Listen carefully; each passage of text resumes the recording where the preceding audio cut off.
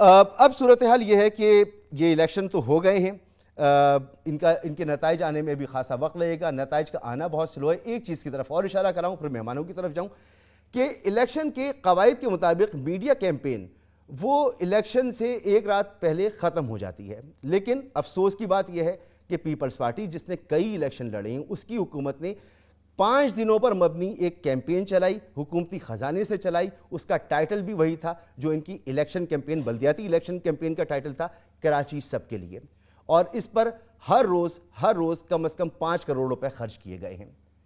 تو اس صورتحال میں جب الیکشن ہوں گے تو یہ کیسے الیکشن ہوں گے؟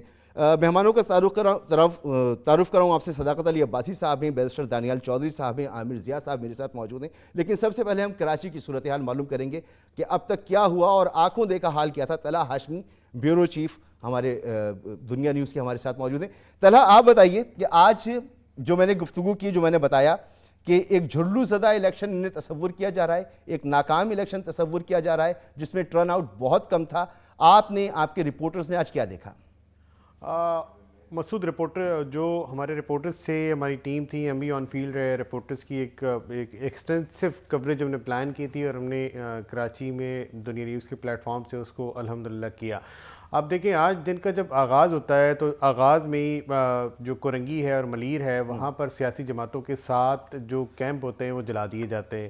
اس کے بعد اگر ہم آگے بڑھتے ہیں تو پھر ملیر میں کچھ دیر بعد ہماری ایک رپورٹنگ ٹیم کو کچھ بچے ملتے ہیں جن کے ہاتھ پہ وہ سیاہی ہوتی ہے، جو کہ جب آپ ووٹ ڈالنے کے لیے جاتے ہیں تو ان کے ہاتھ پہ یہاں پہ سیاہی آتی ہے، اور وہ ہماری ٹیم نے یعنی بچوں نے بھی ووٹ ڈالا؟ جی بالکل، وہاں بچے بھی ووٹ ڈال رہے ہیں؟ جی بالکل، ہماری ٹیم نے اس کو کور کیا۔ اس کے بعد جب ہم آگے بڑھتے ہیں تو پھر جو معاملات ہیں، جب ہم آگے بڑھتے ہیں تو ہماری ٹیم سوجانی ٹاؤن میں ایک پولنگ اسٹیشن کو کور کر رہی ہوتی ہے۔ رپورٹڈلی وہاں پہ کچھ ریگنگ کے معاملات ہوتے ہیں اور اس کو وہ عکس بند کرتے ہیں، تو وہاں پہ ہماری ٹیم پر کچھ لوگ اسے گھیر لیتے ہیں، پھر پولیس آتی ہے اور پھر ہمارے رپورٹر کو اور ہمارے کیمرامین کو پولیس پکڑتی ہے۔ پولیس کے S H O Surjani town, جو کہ ہمارے رپورٹر نے بتایا کہ وہاں کے اس ایس ایچ او نے ان کے موبائل سے وہ فوٹیجز ڈیلیٹ کرائی ہیں۔ یہ یعنی پولیس سپورٹ کر رہی ہے ٹھپے کو؟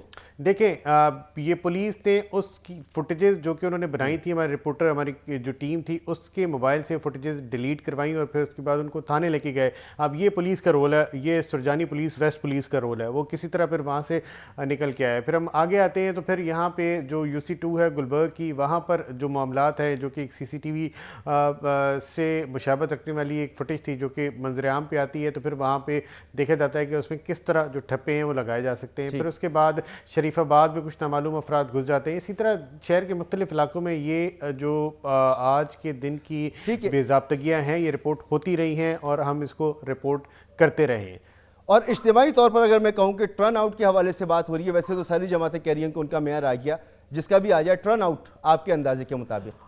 مسعود، ٹرن آؤٹ زیادہ نہیں تھا۔ دیکھیں، یہ اگر ہم یہ کہیں کہ میری الیکشن کمیشن کے کام سے کچھ دیر پہلے بات ہوئی تو وہ بڑے پر امید تھے کہ اگر سندھ میں اس کا جائزہ لیا جائے تو تقریباً 20 سے 25% ٹرن آؤٹ ہے۔ تو میں نے ان سے کراس کوشچننگ کی، میں نے کہا کہ آپ اگر ہم کراچی کی بات کریں تو چلیں اندرون سندھ ہو سکتا ہے کہ آپ کسی حد تک درست بھی ہوں، لیکن وہ کہتے ہیں کراچی میں 15 سے 20% الیکشن کمیشن کہتا ہے کہ تقریباً 15 سے 20% ٹرن آؤٹ ہو سکتا ہے۔ لیکن جو ہم نے دیکھا کہ اگر ایک پولنگ اسٹیشن پہ 3460 ووٹ ہیں اور وہاں سے جو ووٹ کاسٹ ہوئے ہیں وہ تقریباً 260 ہیں اور تقریباً 220 ووٹ لے کے ایک امیدوار جیتا ہے، تو آپ اس کا اندازہ لگا سکتے ہیں کہ جو ووٹنگ ٹرن آؤٹ ہے وہ کیا رہا ہے۔ ایسا نہیں ہے کہ ظاہر ہے کہیں سے، ابھی میں دیکھ رہا تھا جو نتائج آ رہے ہیں تو کچھ وارڈ سے یا کچھ بوتھ سے یا پولنگ اسٹیشن سے لوگ جو ہے وہ 60 ووٹ لے کے بھی جیتے ہیں۔ تو اب اس کا اندازہ لگا لیں کہ یہ ایک گراس روٹ لیول کا الیکشن تو تھا، لیکن ظاہر ہے اس میں ہر پولنگ اسٹیشن میں